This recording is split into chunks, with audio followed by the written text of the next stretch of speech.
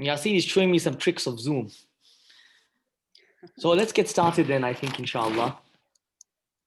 Bismillah, alhamdulillah, wassalatu wassalamu ala rasulihi wa ala alihi wa ashabihi ajma'een. We start in the name of Allah. The most beautiful names belong to Allah. We ask Him to send peace and salutations to Prophet Muhammad sallallahu alaihi wasallam, to his family and all the Sahabiyin and all of the believers until the Day of Judgment.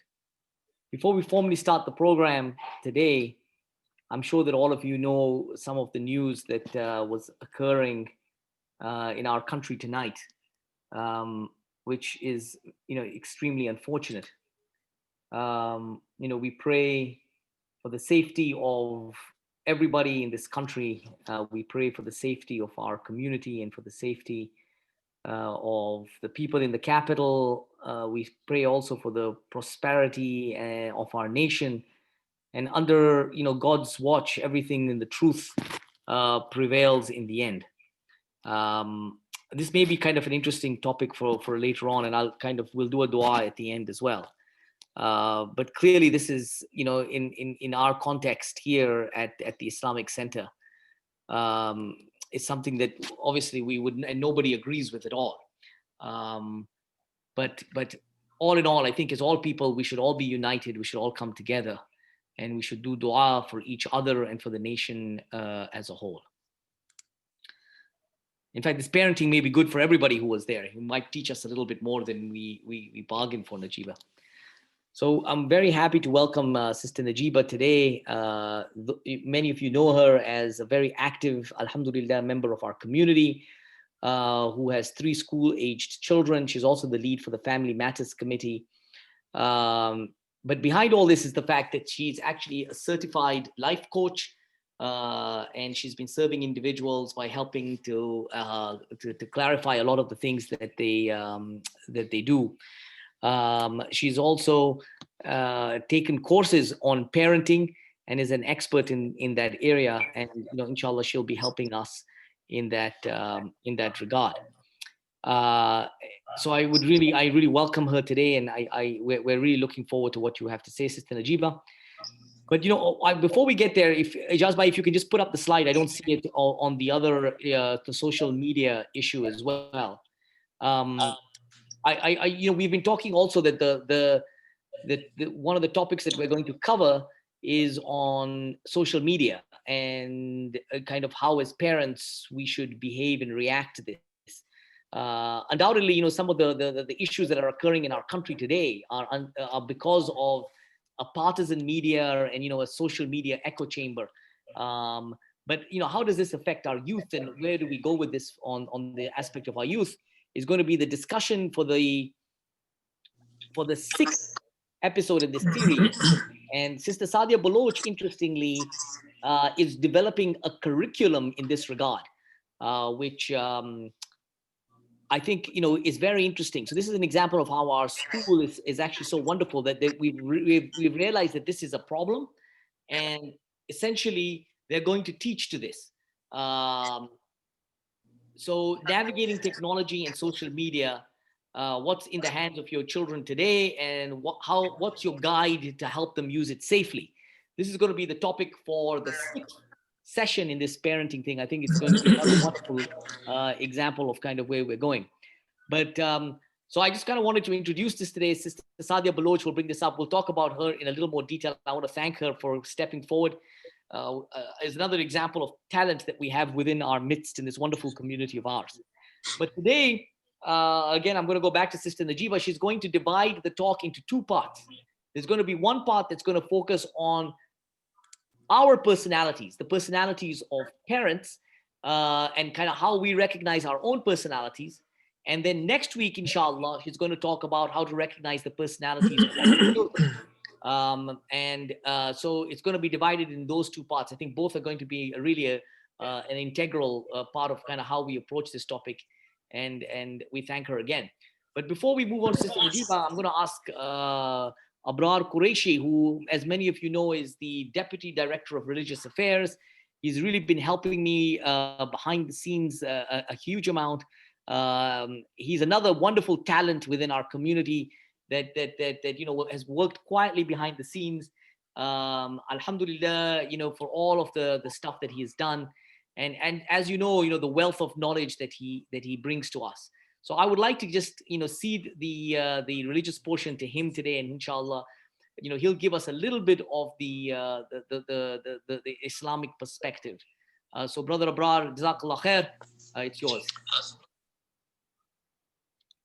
Thank you, Brother Faisal, and really excited to have Sister Najiba speaking with us today. Just 5 minutes introduction, really very informal. Bismillah, alhamdulillah, so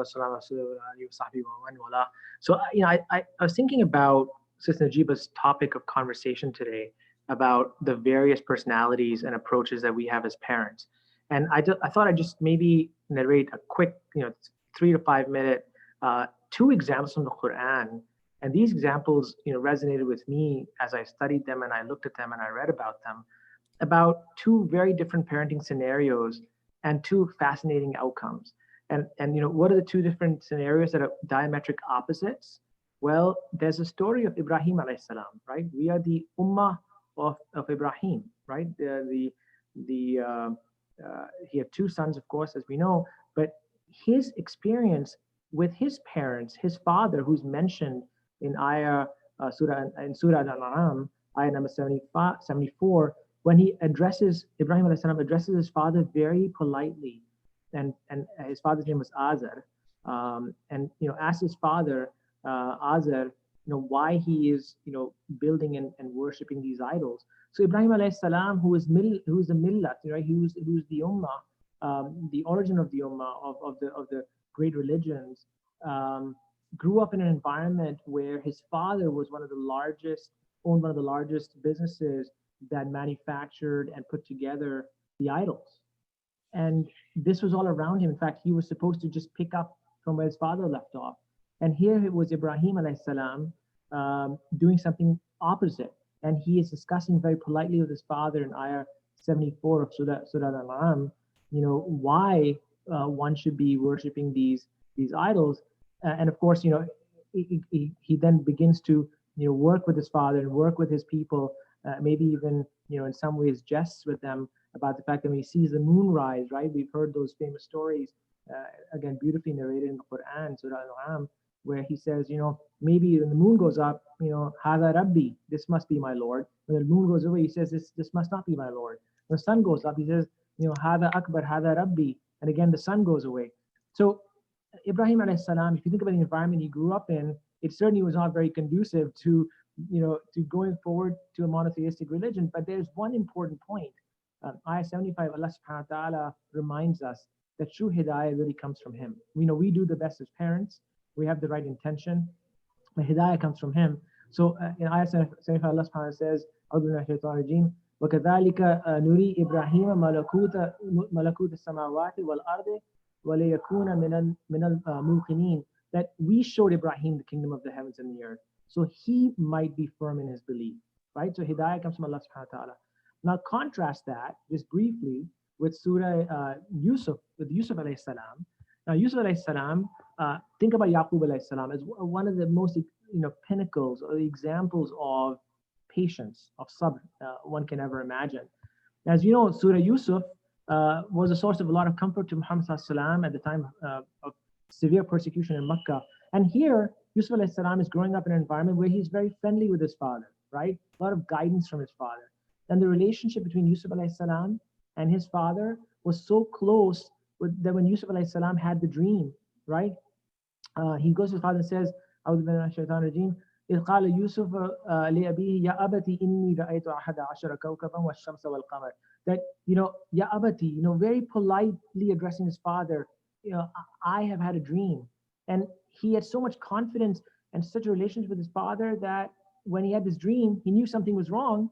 He decided to talk to his father about it. And his father, in return, right, says very politely to his son, Qala ya bunayya, this is Surah Yusuf, of course, ayah number 4 and 5. Qala ya bunayya, my beloved, my son, And he tells his son immediately, listen, this news, you must not tell your brothers. La taqsus.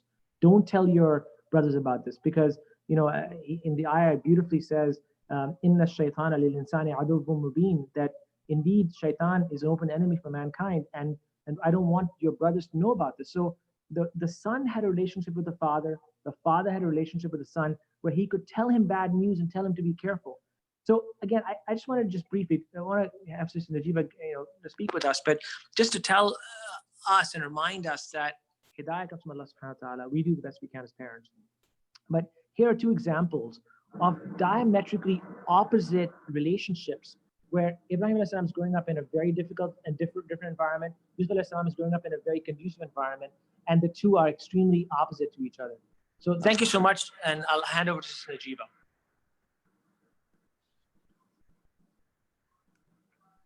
Okay, thank you for that reflection. Jazakallah khair, Brother Akbar. Hope everyone can hear me clearly. If not, I can put on my headphones. Just give me a thumbs up if my voice is clear enough. Okay, great. So I'm going to start by sharing my screen. Okay, is everyone able to see that? Okay, awesome. Alhamdulillah. So Bismillahirrahmanirrahim. Wassalatu wassalam ala Rasulullah. Thanks for having me on tonight. It's actually serendipitous that Dr. Faisal invited me to participate in this program, because I was actually putting together the content for this just a few weeks before he contacted me. So this is a great opportunity to be able to share it in a group setting over Zoom. I hope to be able to share it in person, inshallah, at workshops, hopefully at the masjid and other places. So I'll start by just introducing the topic and why it's very personal and relevant to me. So I started studying this topic about 7 years ago. It was after I had my third child. And for anyone who's had 3 children, you know what the nervous breakdown is after having the third child, and wondering what it is that you've gotten yourself into. So I remember being at a point where I was really seeking clarity about myself as a person, as a parent. What role was I going to play?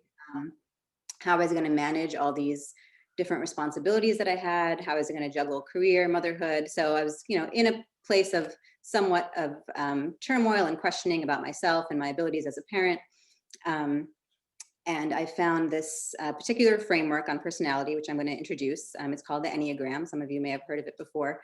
And it really helped me ground myself in who I am, why I'm here, what are the gifts that I have to offer, what are my strengths, what are my weaknesses. It gave me kind of a place to put all my different questions, anxieties, thoughts that I had about, what direction I wanted to take, what was my overall direction life-wise, and also as a parent. It gave me a framework in a way, a place to work out a lot of things that didn't really have a place to go. And for me, it was in many ways a bridge between, my spiritual life and my interest in psychology. So putting those two things together. So, how does my personal kind of intentionality, my behaviors, who I am in the world, how does that relate to my spiritual life, my spiritual practice? How do those two things go together? I really wanted to find a way to put them together. And so this framework helped me a lot. It helped me understand myself, understand others. And it gave me a new way of looking at my children, what was their role in my life? What was it that I was supposed to do with these, beings, this amana that Allah had given me? What was my responsibility? Where did I end and where did they begin? So studying this topic has been very personal for me. I've been studying it actually pretty intensely for the past, I would say 4 to 5 years, taken some courses on it, and I've actually incorporated it into the work that I do as a chaplain, as a life coach. And so I use it in a lot of my work with people, just helping people understand themselves, what motivates them, and how they can use their God-given abilities and talents, and also where are the places where they can look to do some of their development. So that's just a little bit about how I got interested in this topic. Let me see, how do I click through this? Okay, so I'll start with a couple of quotes. This concept of why we should look inside ourselves, this is very much a part of our tradition. The Prophet Muhammad ﷺ said, one who knows oneself knows one's Lord. And that's a pretty big statement to, put those two things together, to equate those two things. And for me, it really means that the reason that we've been placed on this earth is for us to develop ourselves. It is for us to struggle. It is for us to do that greater jihad, which is the struggle against ourselves. And that process is, in fact, the journey towards God. That is the journey towards Allah. You can't skip over that journey. Nobody can do that journey for you. You can't circumvent it in any way. This journey into ourselves, to know ourselves, to struggle, to wrestle with ourselves, to wrestle with the big questions in our lives, this is actually what takes us closer to God. The second quote I'll share is, "The first thing you have to know is yourself. A man who knows himself can step outside himself and watch his own reactions like an observer." And I chose this quote because it really gets to the heart of why I love this particular framework around personality and the Enneagram. It allows us to take a witnessing approach to ourselves, which is actually very, very difficult to do. We witness everybody around us. We see all their faults. We see all their strengths. We see their weaknesses, but we can't do that so easily with ourselves because we're inside of ourselves.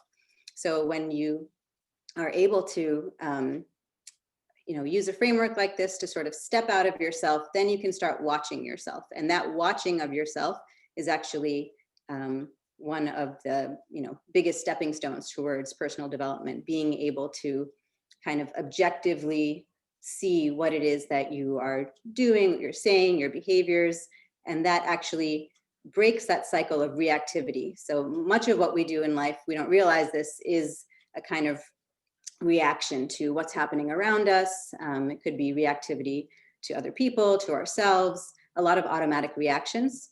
So part of learning about ourselves is learning what our reactions are, how are they manifesting, and how can we press pause on those reactions so we can kind of stop for a moment and decide, okay, is this how I want to react? Is this how I want to behave? Or do I want to try this, this other way? So it gives us a lot more power in our daily life when we're able to press that pause button.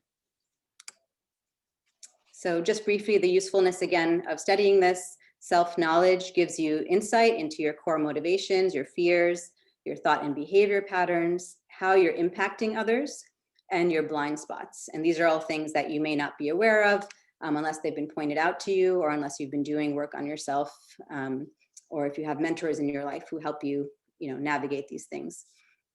The second part of this, which we'll talk more about next week when we talk about our children, is understanding others. So if we understand where others are coming from, this allows us to respond with more love and compassion, to practice humility, that knowing that we're different, we experience things different than other people, that we're not always right, we don't always have the best way, and accept differences. So just realizing that everyone around us may have a different lens or a different way of approaching things, and it gives us the ability to accept that and not always try to fight that. So this is the system that I'm going to be teaching you a little bit about today, and it is a little bit of a complex system. So I'm going to just give you sort of a kind of quick journey around the circle. And if you're interested in learning more about this particular framework, more about your type within the framework, I actually have other resources that I'm going to share, and so you can kind of geek out on that afterwards, and definitely get in touch with me if you want to learn more. So I'm going to be giving you kind of an overview of how this can be helpful. It's used actually in many different contexts, in counseling, in business. The interesting thing about it, and why I think I fell in love with it, is it's said to have its origins in Sufi teaching circles. So even though all the books that are out about the Enneagram now are actually in the psychology and self-help section, when you look into the origins of it, most people trace it back to early circles of spiritual, basically like circles where people were teaching, in the Islamic tradition, or they call it Sufism, but as we know, Sufism is a part of Islam. It was a way of teaching people how to avoid certain traps of the nafs, and how to cultivate other characteristics to balance those challenges that we face in the nafs. And so each of these styles or types actually represents a fixation on a certain point, a certain struggle that we may encounter in the world, and how we can learn to work with that particular struggle, learn to balance that struggle, and ultimately travel around the whole circle and pick up the positive characteristics of all of the types. Okay, so just a few key points before I explain the 9 numbers on the circle. So the idea behind this system in a nutshell is everybody has one type, so nobody gets to have more than one. That type is your core type, and then you have a wing type. So your core type is the place that you hang out the most. That's the issue or the struggle that kind of defines your personality. It could be a strength as well. And your wing type is right next to you. So for example, if I identify myself as a 9 peacemaker, I'm going to be a 9 wing 1 or a 9 wing 8. And each one of those will have a different flavor. And you'll see what that means shortly. Each type has a gift as well as a trap. And so I'm going to mention both of those things for each type. So there's something that elevates that type that really is a very unique gift that they're bringing to the world, an ability that they naturally have. And along with that comes, a way that that gift can also become a trap. The goal is to transcend your type story and embrace your true gift. So it's not to stay stuck in any one type, in any one typology, in any one way of being. It's actually to grow outside of that story. So one of the things mentioned in last week's presentation was this idea that we're constantly creating stories. Our children are constantly creating stories. So the personality actually represents a story that we're kind of living out. And so ideally what we want to do is actually see through that story. And when we see through that story, that allows us to embrace the greater gift of the type while avoiding the trap. The lines that you see on this figure are actually significant. So you won't understand what they mean right now, but if you study your type more, you'll see that the lines that you connect to are actually the places that you need to go to cultivate new characteristics and grow into this idea of wholeness.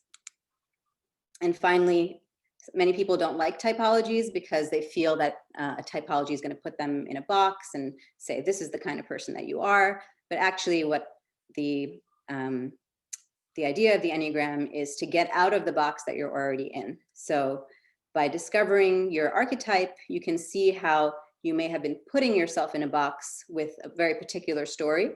But when you see what that story is, or you see the holes in that story, you kind of get a chance to rewrite that story and incorporate, more aspects of your being than you were in the past. I don't have a way to look at the time here. Let me just grab something here. Okay. So I'm going to go around the circle, and I'm going to try to just spend a couple of minutes on each type because I do want to leave time for questions at the end. But Dr. Faisal, maybe you can remind me when I have just a few minutes left. So I'll try to just do, 3 minutes per type, which will put me at about 30 minutes. Okay, so without further ado, I'll just jump in. And again, don't worry about getting all the information down. I'm going to put these resources together for anyone who wants to study it in detail afterwards. This is just kind of like a quick go around the circle to explain the usefulness of using this system. So I'm going to start with Enneagram type 1. So this is called the perfectionist. Other names for this type are the reformer, the crusader. So this particular type has a concern with doing what's right. And if you'd like, you can draw a circle if you have a piece of paper and write the numbers and circle the ones that kind of ring a bell for you, because ideally you're going to want to try to figure out which of these types hits home for you.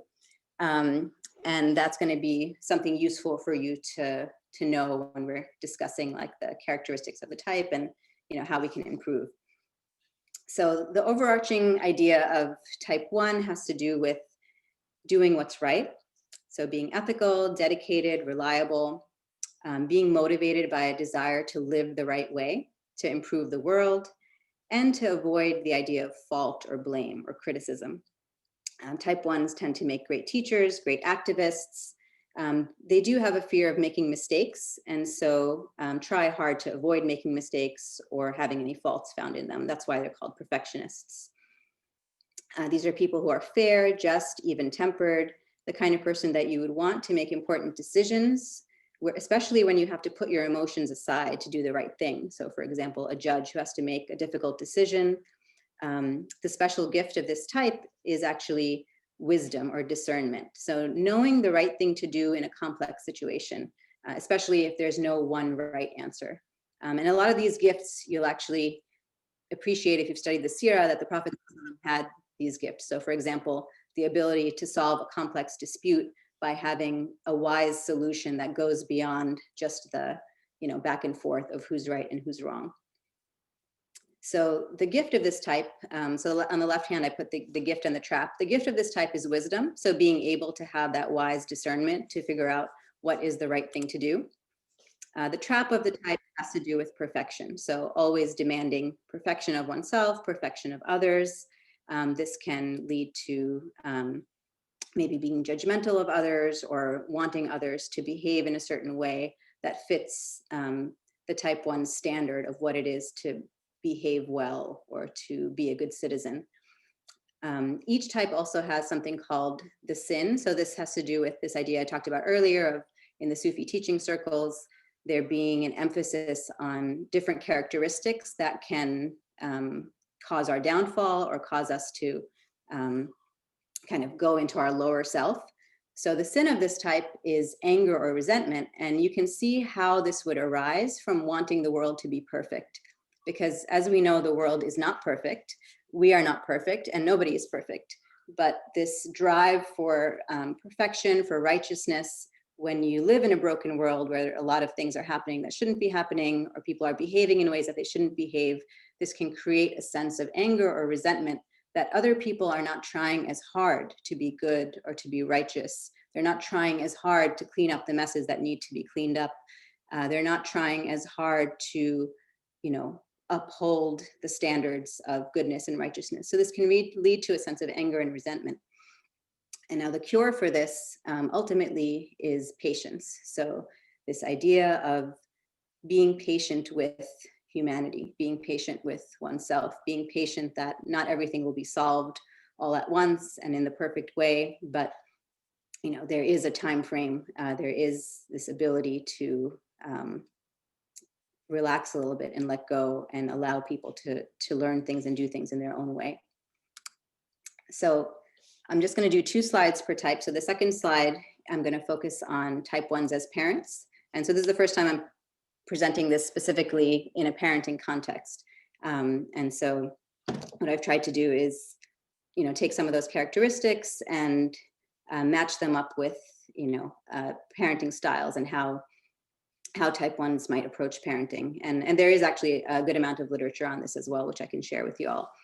So type 1s as parents, and if you circle type 1 on your paper, this may or may not feel familiar to you. These are some of the natural talents that a type 1 would bring to parenting. So being consistent and fair, teaching good morals and responsible citizenship, being kind and considerate, creating an organized and productive environment. So these are all just things that naturally emanate from someone who has a type 1 personality. Now, some of the things to be mindful of as a type 1 parent is being too hard on yourself and others. So again, demanding perfection from yourself and others, even if it's not, expressly stated that way, there might just be a sense of having high standards of, how things are done or how the home is kept or how time is being used, always wanting to struggle for excellence and ihsan, that can become a little bit difficult or tiring if it's all the time. Be mindful of pressuring yourself to be perfect, to be a perfect parent. We all know there's no such thing as a perfect parent, and Allah did not create us to be perfect beings. So allowing yourself to relax some of your standards and not feel that you have to do everything perfectly as if you've done this before. Most of us who parent haven't parented before until we have our own children. Remembering to find ways to relax, to unwind, in order to just bring forward a more kind of softer, relaxed energy that will, impact those around you, impact your children, impact your spouse. and modeling a balance of responsibility and fun. So, remembering that it's okay to take breaks, it's okay to leave the dishes in the sink sometimes, and, just have some fun with the kids, or do something that's not productive some of the time. Enjoy. Okay, so I'm going to move on to type 2. So type 2 is called the helper. So when you're operating from this point, the overarching concern has to do with love. So the type 2's basic need is to feel loved and needed by others. And out of this desire springs the strategy of being the helper. So type 2s are warm, caring, very giving people. They tend to be able to sense what others need intuitively and move towards them to help. They're the people who are handing you a glass of water before you knew you were thirsty. So one of the things that type 2s are avoiding is actually acknowledging their own needs. And so they tend to focus on other people's needs, emphasizing the desire to help others and playing a significant role in others' lives. So the gift of this type is empathy. So really having that natural ability to empathize with others, to understand their struggles, to feel others' pain, to see what other people need, and naturally just want to fill that need, to give to other people, to just have that open heart, that big-hearted presence of embracing others and bringing them in and allowing them to feel loved and cared for. Now, the trap of this quality or this type is feeling the need to rescue others. So not just that you want to be kind and generous, but that you feel this need to constantly seek out people who need help, or save people from their problems, or take on the problems of others, and kind of constantly give of yourself in a way that can be martyr-like. So interestingly, the sin of this pride in the Enneagram system sin of this type is pride. And while this doesn't sound like a very prideful type, the pride here has to do with feeling that you are the one who will provide the help. You are the one who will heal others. You are the one who knows best how to solve problems and how to take care of others. So there's an element of feeling a puffed up sense of, I'm here to help and I'm here to take care of others and save the day. And so the cure for this is actually humility. So humility being this ability to recognize that, ultimately it's God who disposes of our affairs. It's God who takes care of us, God who heals us. And so it's not up to us to rescue others or to save the world. We can be warm, kind, caring, empathic. It's not up to us to necessarily solve all of the problems of others. So moving into choose as parents. So some of the natural talents that you'll see will be good listening skills, really hearing what your children are saying, validating their feelings, being warm and encouraging, just as a natural outgrowth of having a loving heart, a big heart, offering unconditional love and support. And just generally just giving 100% of yourself to parenting and relationships, because relationships tend to be a very important part of a type 2's life, wanting to be love and love others. What you want to be mindful of as a type 2 parent is being overly involved. So wanting to help with everything, be involved in everything, know everything. It's important to give your kids some space and some privacy. Expecting too much of yourself. Sometimes, a type 2 parent might feel that they really need to be the perfect parent. They need to always have that kind of energy on of caretaking and, really problem solving all the time. So giving yourself a break, recognizing that you might be projecting some of your own needs onto your kids. So your need to be needed might cause you to maybe interfere or meddle in your kids' lives, wanting to take care of things for them because maybe you think that they can't take care of them themselves. And being mindful to make time for your own priorities and development, because ultimately for all of us, no matter what type we are, we want to model our own self-development so that our children can see that, we have struggles too, but we're also developing ourselves. We're also, pouring into ourselves, different things, whether it be learning or support or self-care, so that we're modeling for them how to be healthy and balanced.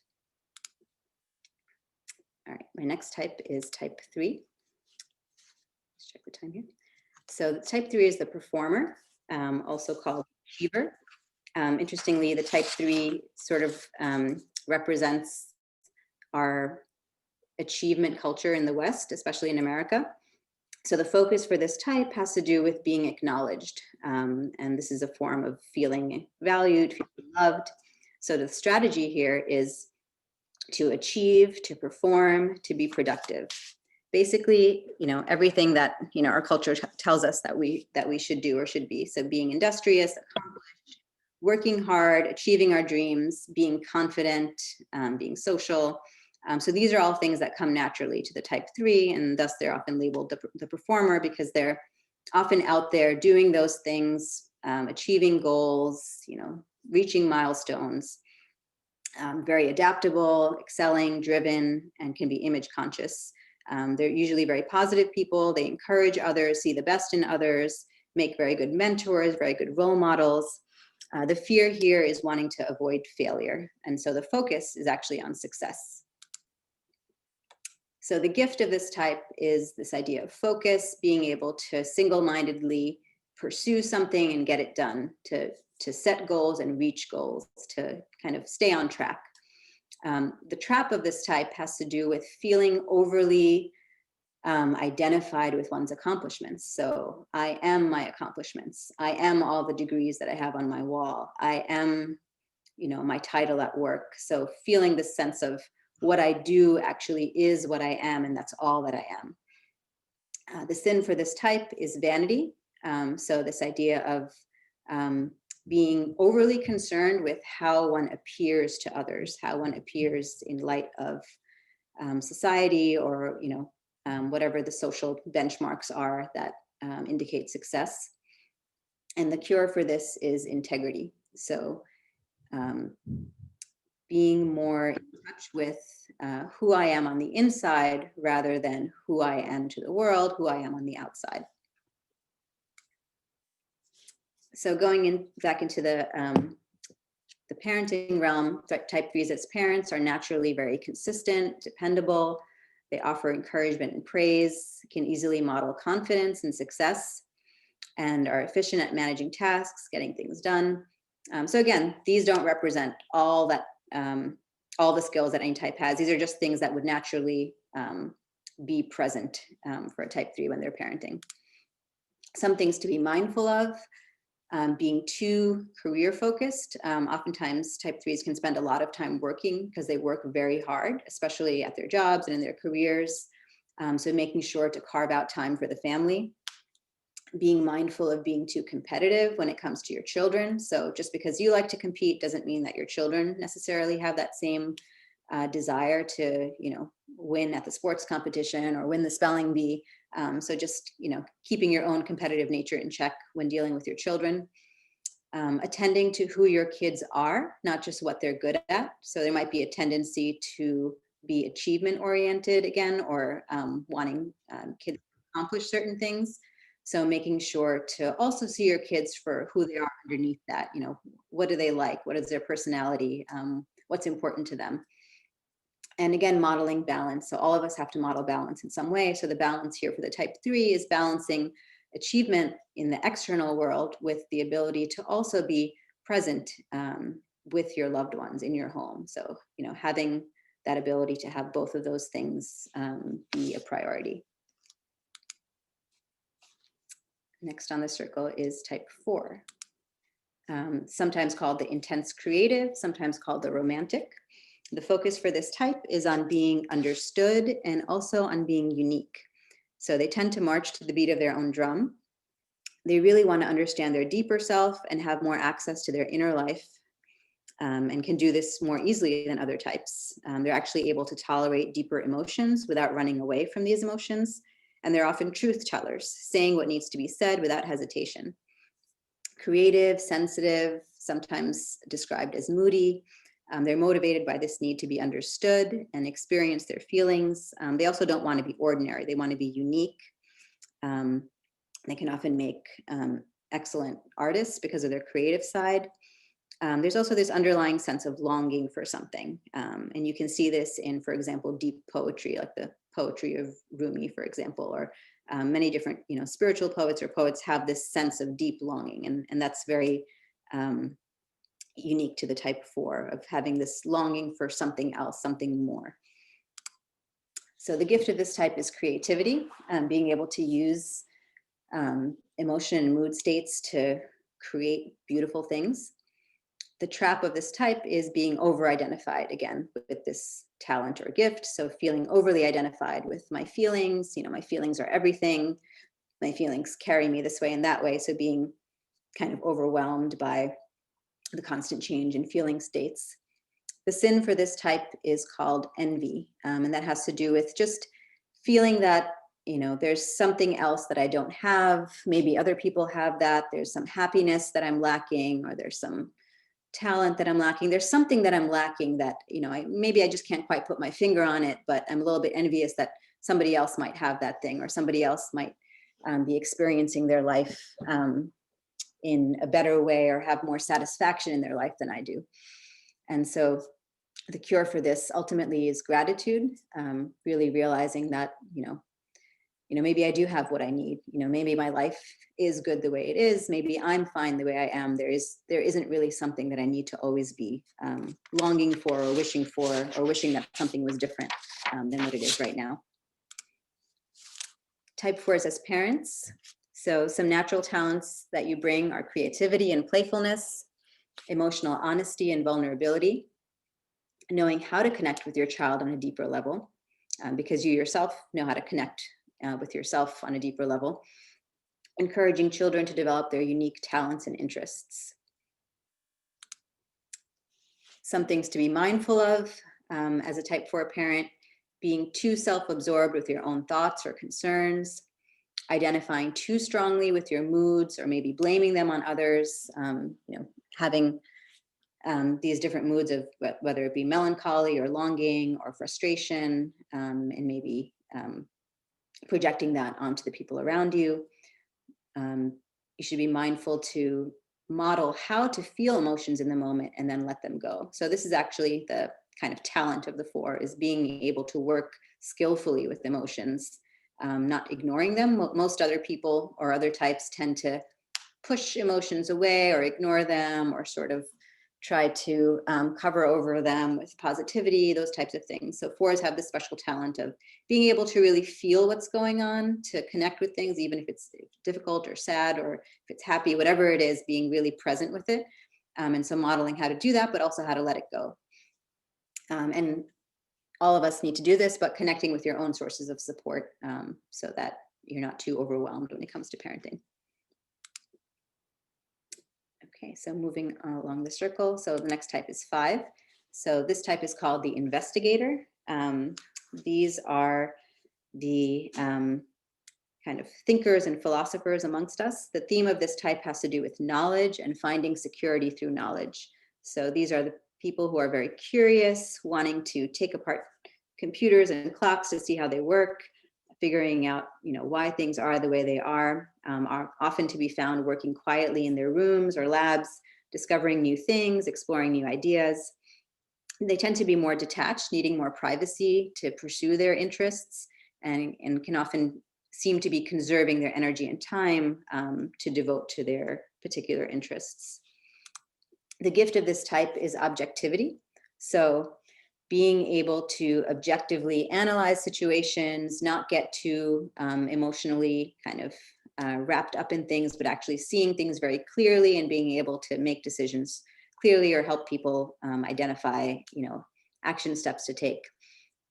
The trap of this type has to do with feeling very self-sufficient. So feeling that you don't really need others, that you are kind of an island unto yourself. You have what you need. You have your kind of knowledge, or your books, or whatever it is that you're attached to. So the trap can be sort of isolating oneself and not realizing that we all need to be interdependent. So the sin for this type is called avarice, And that has to do with this idea of kind of hoarding your time and energy. So not necessarily wanting to deplete yourself by giving too much of yourself to others, wanting to sort of maintain some boundaries in your life. And the cure for this is the embracing of generosity. So this realization that, when we give of ourselves, when we give of our time, we're actually not depleting ourselves. It's, this very common concept in our faith as well, that, when we give money, Allah is actually multiplying that and giving it back to us. And so the same thing with our time or our energy, when we give that out to people, it'll actually come back to us manyfold. So as parents, some natural talents that you'll bring are curiosity and playfulness, being objective and calm when dealing with problems, giving other people space, and encouraging children to explore their intellectual creativity. You should be mindful of withdrawing too much from others, guarding your time and space too much. Be sure to open yourself up to your own feelings, and also allow your children to be open to their feelings and be more accepting of their need for emotional displays or their need for your time or your energy.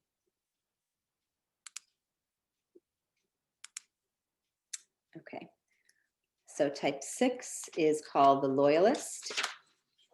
The theme of this type has to do with staying alert and safe and finding something to believe in. They tend to be very practical, committed, and witty, on the lookout for possible problems, and they specialize in worst case scenario thinking. So it would be great to have around in the time of an emergency, because it's something they've been preparing for their whole life, basically. They're very responsible, but can also be anxious, looking for things that might go wrong or things they might need to be prepared for.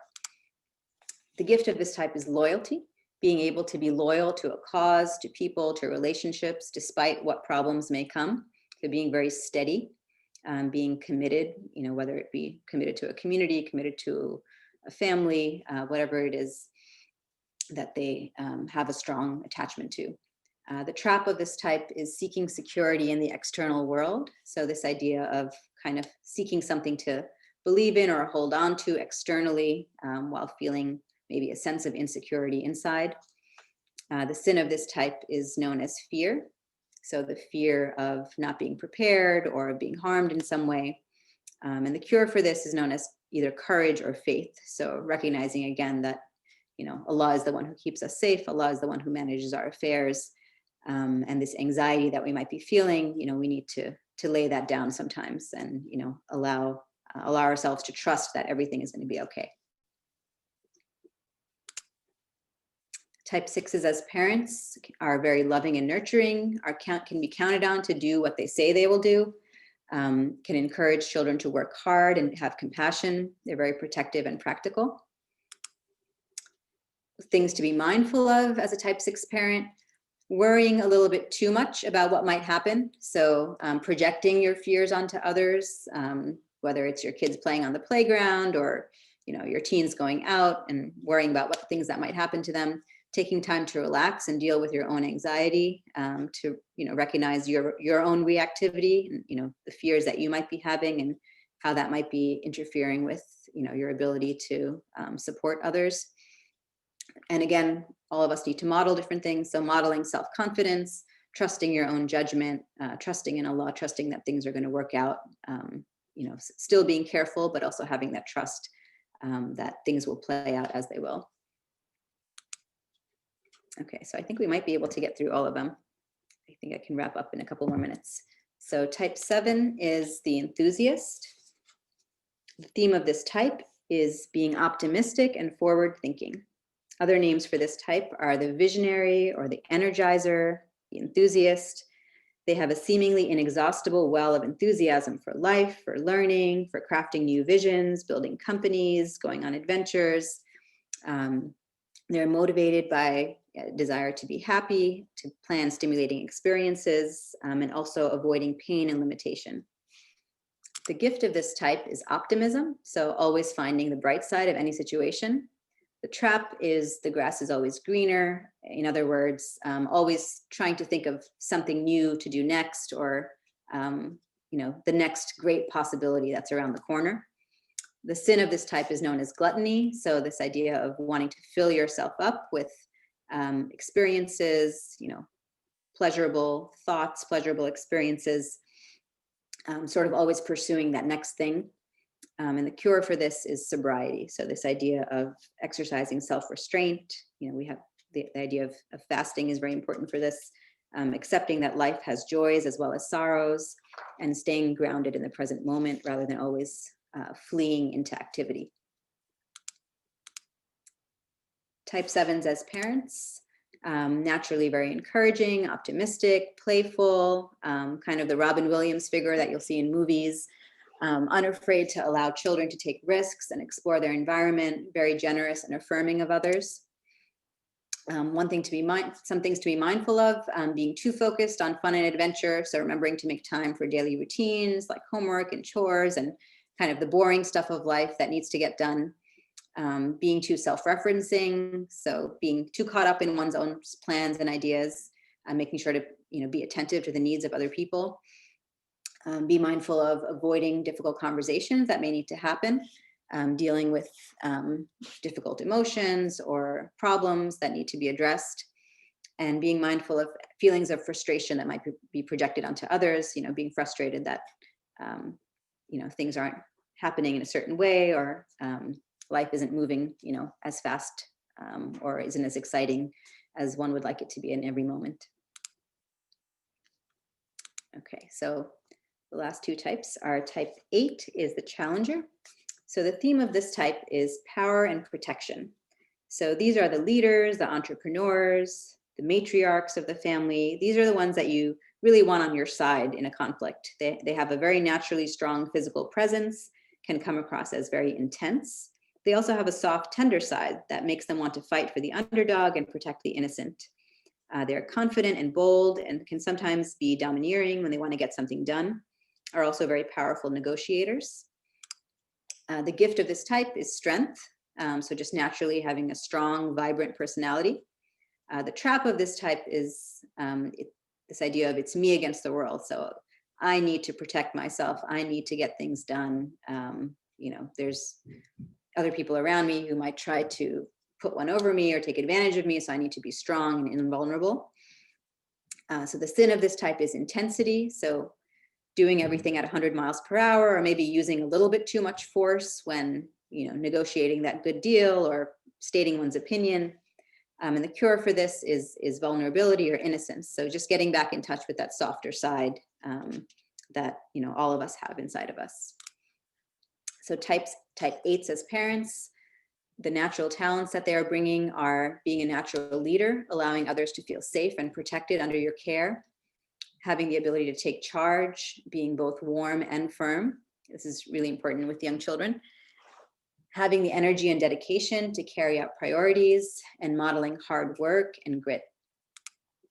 Some things to be mindful of, being too powerful. This can sometimes make other people feel small or powerless, being too goal-oriented or demanding, making sure to take time to get in touch with your soft side, your vulnerable side, and letting others do things their way sometimes. Okay, the last type is type 9, known as the peacemaker. The theme of this type is going with the flow, keeping the peace. You can imagine a river flowing gently over a riverbed, not disturbing anyone or anything. 9s tend to be kind, helpful, pleasant, and diplomatic. They're motivated by a need to keep the peace and avoid conflict. They have a reassuring and calming presence. They have an ability to see all perspectives, understand others' point of view, and bring groups together.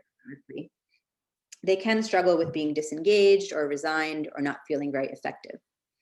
So the gift of this type is mediation. Being able to bring different voices together, reconcile different points of view. The trap of this type is I don't matter. So maybe I don't need to get involved. Maybe I don't need to say anything. Things will work themselves out. So the sin of this type is disengagement. So disengaging from taking an active role or an active stance on issues. And the cure for this is engagement. So stepping forward, doing what needs to be done, and having a voice in the situation. So type 9s as parents, so natural talents that they bring, being open-minded and supportive, letting others take their time to achieve milestones, the ability to connect and play easily, creating a calm and nurturing home environment. some things to be mindful of. Being too relaxed, this can lead to being inattentive or disengaged, being reluctant to set limits or discipline with your children, giving your kids mixed messages, making sure to be clear about your expectations and intentions, and making sure to model good conflict resolution skills by engaging in difficult conversations. Okay, so managed to get through it. So I apologize, it's a lot of content, but I wanted to try to give you guys a kind of crash course in the Enneagram framework, so that if it is something that you find useful, that you can kind of take the time to study it after this presentation. So the key takeaways that I wanted everyone to get from this is not so much memorizing or understanding all of the info. I hope some of you were able to connect with maybe some of the types and get a sense of which ones, you know, sound relevant to you, which ones don't. But the key takeaways that I'd like you to take from tonight are the concept that each of us has a unique perspective on life, as do others. We all have a certain set of stories, beliefs, underlying motivations that are actually impacting our behavior, even though we may not realize that those motivations are there. If we can understand that, we can see our reactivity more clearly, see why we may be making certain decisions and other people might be making other decisions. We can honor our unique development path and realize that our development path is distinct from that of our children. So they didn't have the same, you know, life that we did. They're not going to have the same challenges, and being able to see that, you know, we do have different growth paths. We do have different challenges. This one's really important to me, being able to laugh at myself and my idiosyncrasies. So some of the books that I have on the Enneagram, I actually have a shelf of them, are actually comic books that kind of poke fun at the different styles and, you know, what we might do at a party, what we might say after the party, you know, what we would never be caught dead doing. And really, like, reading those comics, I found a lot of just lightness and humor, and being able to laugh at the funny things that we do when we're kind of following all these little tendencies that we have. And being able to just relax, you know, laughing at yourself lets you relax. Sometimes when we're criticized or when people tell us something about ourselves or about our parenting, we can take it very personally. But being able to relax and just realize that, you know, I have some idiosyncrasies, you know, I have some contradictions in myself. Sometimes I say this, but I do that. But, you know, I can relax and realize that it's okay. I'm okay the way I am. There's nothing wrong with me. There's nothing wrong with how I was created or what my temperament or personality is. And at the same time, I'm also free to change and grow. So, you know, accepting yourself doesn't mean that you don't change and grow. It just means that you are fundamentally okay with who you are and how you are right now. And you're also recognizing that you have the capacity and the capability to be much more than you are right now. And these are some of my reflection questions. So I don't know what everyone's availability is, but if we do have time for discussion, these are some reflection questions that I wanted to put up that you can reflect on now or afterwards, after the presentation. You know, what is my impact on my family system? So if I get clear on who I am and, you know, what are my patterns, how am I impacting others? What do my children need from me and what do I need from them? We'll get into that a little bit more next week. What are the strengths of my style? What are the weaknesses? And how can I open myself to growth and change alongside my children? So I think that was the last slide that I wanted to share. Next time I'm going to be focusing on how you can understand your child's personality and how to best relate to and support them. And looking at the family constellation, what are the unique strengths that your particular family grouping produces? What challenges are present? So that's something we can do as part of the discussion next time. So understanding not only your temperament or personality, but that of each of the people in your household, and what is the grouping that's created out of that, and, you know, what are some of the interesting things about that grouping, and what are some of the unique possibilities that arise from that.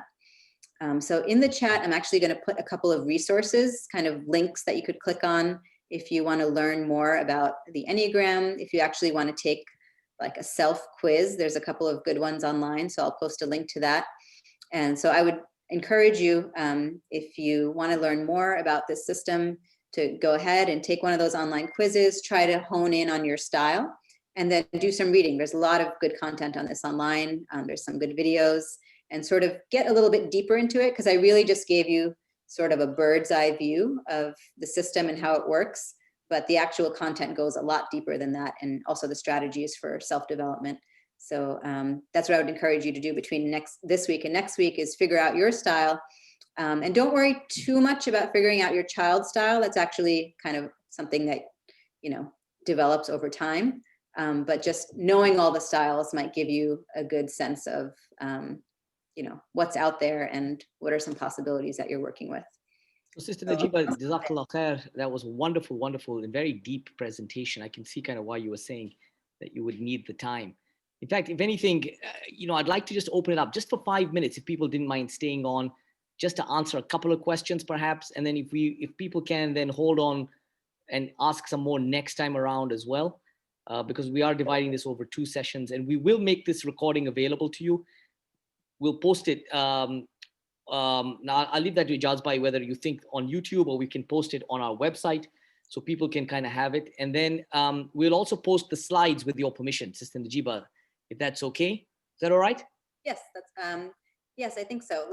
I'll just check them to make sure if there's any copyrighted images. Let me just double check those, and then I will give you the okay. Yeah, you don't have to give us all of them. I think maybe just the 9 kind of things, the 9 traits might be very, very useful for people, because I see there's a lot of people on the chat requesting that, which is certainly wonderful. So I think I echo everyone when I say Jazakallah khair, and that was really, really very good. Usually close it now, but I'd like to just leave it open for a few minutes, just for a couple of questions, please. So a quick question, Faisal, before that. Should I stop recording now? Yes, please stop recording. Yes, stop recording. So Mahmoud.